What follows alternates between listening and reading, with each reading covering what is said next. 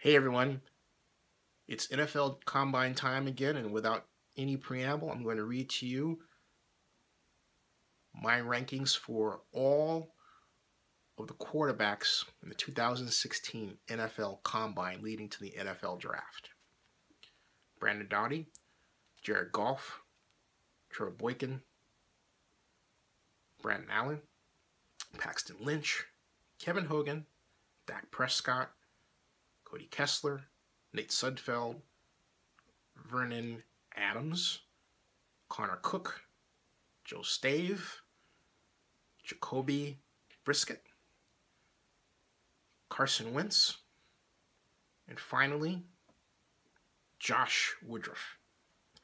Now, the reason for this is that in the decade I've covered the NFL draft, through Zennia 62 Media, my company, and the time I paid attention to the draft going back to, when I was 16, of all of the thousands of variables that go into evaluating a player, and let's face it, trying to forecast whether or not player X will be an all-pro NFL player for your team or in general, two statistical measures that you can't mess with at all. That is, they're online and they don't change at the end of the year, are NCAA passing yards and NCAA passing efficiency. Why those two? Because NCAA passing yards, encapsulated within that number, this number of times a quarterback has had at bat, at the pitch count. The more yards the quarterback throws for, generally, the more attempts they have, generally, with respect to most, the more situations they've been in to throw different types of passes, which then translates to the NFL level. And also, it's a reflection of how well they've done passing with respect to the competitors' defenses they've had to go up against. Passing efficiency is a reflection of more of scheme and how well the quarterback has played within that scheme, but it gives players that may not be in that big throwing offense a chance to be recognized for playing well within a particular system. In all the years, by my estimation, roughly 80% of quarterbacks that have gone on to success in the NFL, been all-pro, won Super Bowls, have come within the top 25 in both statistical categories. Andrew Luck, for example, or my favorite example, Russell Wilson, drafted the third round by the Seattle Seahawks in 2012, but the previous year led the NCAA in passing efficiency. Look at RG3 and the numbers he put up, not the year,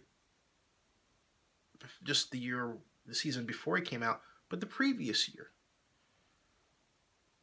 You can, or of course, Jameis Winston, another great example. Or how about lesser known examples? Blake Bortles, which he had a great foundation from which to do well in the combine and be drafted by the Jacksonville Jaguars, where he's doing very well. I can go on and on and on. So you have to realize that when student athletes and their parents who have NFL ambitions, let's say both, face it, both do, are trying to determine where they're going to go to college, the most common consideration is, will I get a chance to play, and if so, what kind of system? Think about that. Will I get a chance to play? Which means I get a chance to play, get to throw, gain yardage. The kind of system which adds to yardage and passing efficiency. And so it's no wonder that a student will change schools in order to achieve their ambitions. All of that is encapsulated in those two statistical measures. You can't beat that. But also,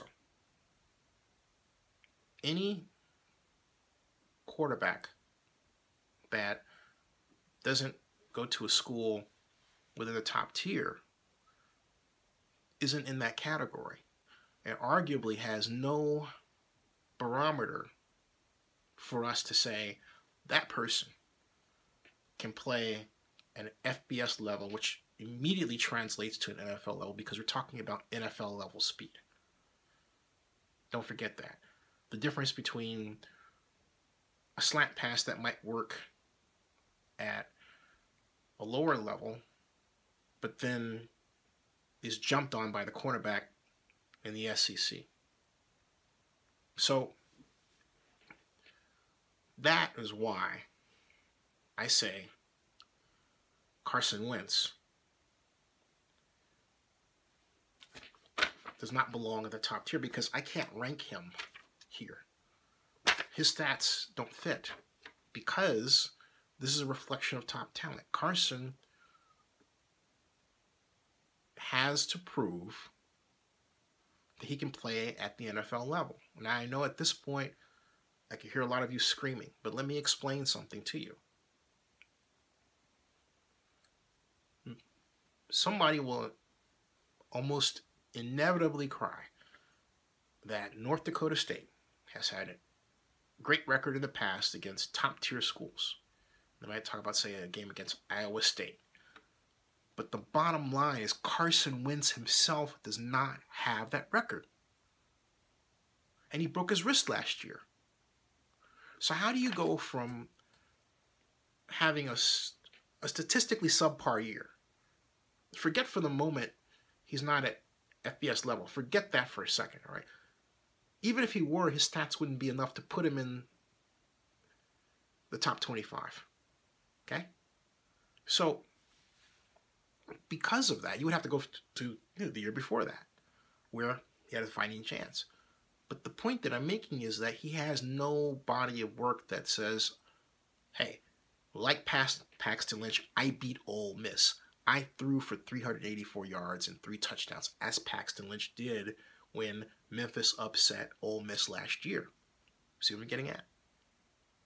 He has nothing like that. So it's intellectually irresponsible to just simply leapfrog the person from there to number 1, top of the class of the NFL draft. I don't care what you think you see. For example, the Senior Bowl, Dak Prescott was the player of the game, the MVP if you like. But the media coming out of the game made you think it wasn't him. It made you think it was Carson Wentz. Even though Carson fumbled the football and didn't throw a touchdown pass, and by his own admission could have played much better than he did. Yeah, he was 6 for 10. But he was 6 for 10. So there's this drive to push him to a level that is artificial. That should not be. Let Carson work his way to that level. Don't put him up at number 1. Make him work his way into the top tier. That's what the combine is about. So, turning away from Wentz, what we have is a really good class coming out.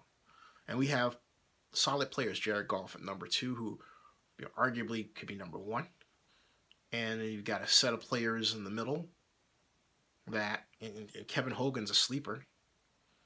And Paxton Lynch is just below Jared Goff, but not much. And then you say Trevor Boykin.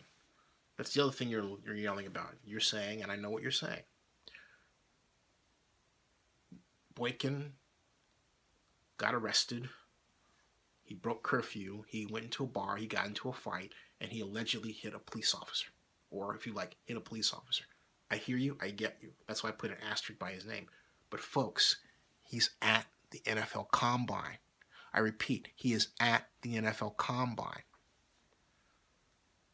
So you have to go with his body of work, but then add the asterisk there. To take him off the list, take him off his ranking would be irresponsible. It would be intellectually irresponsible. It just would. So, I'm going to make a follow-up to this because I can't wait for the hue and cry, but the bottom line is, what I love about the methodology I selected is, look, we all have our favorites, okay? We all have the players that we think are the best. Like for me, it's Jared Goff and Paxton Lynch. But the bottom line is, you have to have a cold statistical measure to take your emotions out of the picture and get a clear evaluation of who's going to do well. And my contention is this one is it. Stay tuned.